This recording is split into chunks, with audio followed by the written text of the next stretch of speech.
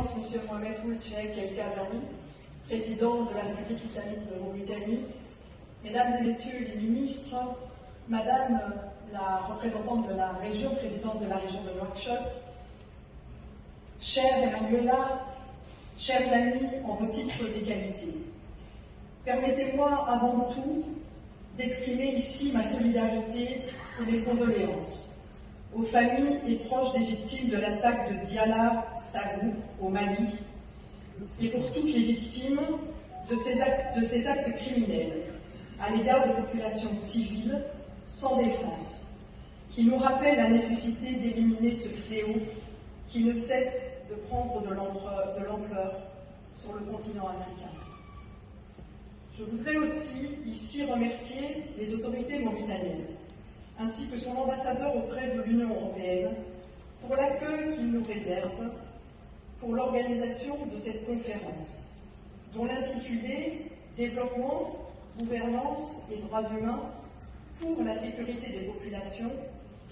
les populations sahéliennes bien entendu, annonce la couleur, tant en termes de contenu de nos échanges, mais aussi en termes de priorité, à savoir de mettre au centre de nos préoccupations les populations elles-mêmes. La première question qui vient à l'esprit est « Mais pourquoi l'Union européenne se préoccupe-t-elle de la région du Sahel ?» Alors je dois dire à titre personnel, en tant que présidente de la commission droits humains, il m'est facile de répondre à cette question. En effet, comme je le rappelais, le Sahel est de plus en plus déstabilisé par la guérilla qui est aujourd'hui menée par les terroristes et qui tue des milliers de femmes, d'hommes et d'enfants, et qui les oblige souvent à fuir leur village pour éviter leur emprise.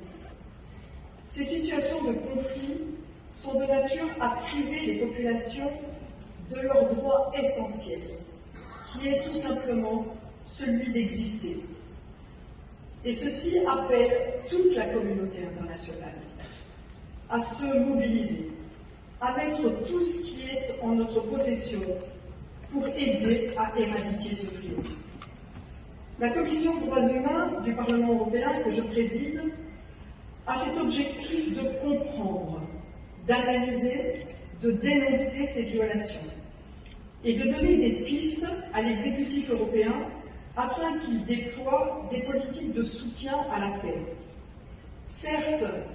il appartient aux autorités des pays du Sahel de construire leurs solutions, celles qui conviennent au mieux à leurs environnements spécifiques. Et il nous appartient à nous, Européens, si cela nous est demandé, d'apporter notre soutien à la recherche de solutions communes dans l'intérêt de tous. C'est donc dans cet esprit que nous avons construit ce colloque, avec Emmanuela Delrey, représentante spéciale de l'Union européenne au Sahel, mais aussi avec les deux organisations Fight Impunity et No Peace Without Justice qui nous ont accompagnés dans ce processus. Autour de ces trois panels, dans lesquels participent aussi des académiques, mais aussi des hommes et des femmes de terrain, principalement des Africains, mais aussi des Européens, pour tenter de nous apporter un certain éclairage sur les situations complexes de cette région. Je disais donc trois panels. Un panel sur l'historique, les enjeux sécuritaires et les phénomènes de violence et de criminalité dans la région, qui nous donnera sans doute l'occasion de dresser un aperçu d'une situation complexe, comme je le disais. Le deuxième panel, la gouvernance et la décentralisation, qui nous amènera à analyser les pistes aujourd'hui des processus de décentralisation, leurs avantages, mais aussi les risques qu'ils présentent aujourd'hui dans la sous-région. Le troisième panel, environnement, ressources et conflits. La question qui se pose est: la région du Sahel vivrait-elle les mêmes drames si elle ne regorgeait pas de ses ressources et si le changement climatique ne rendait pas ces populations encore plus vulnérables? Comme vous avez pu le constater, mon intervention est construite sur des questions, car je suis intimement convaincue que les solutions ne peuvent être apportées que si les questions sont justement posées.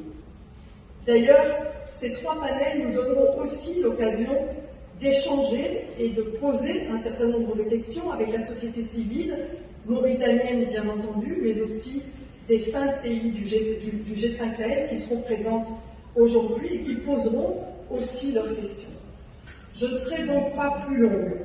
car j'ai hâte, bien entendu, d'entendre le discours de Monsieur le Président, mais aussi j'ai hâte de commencer à travailler sur cette table ronde. Je nous souhaite en tout cas non seulement de poser des questions, mais peut-être de tenter de trouver des solutions,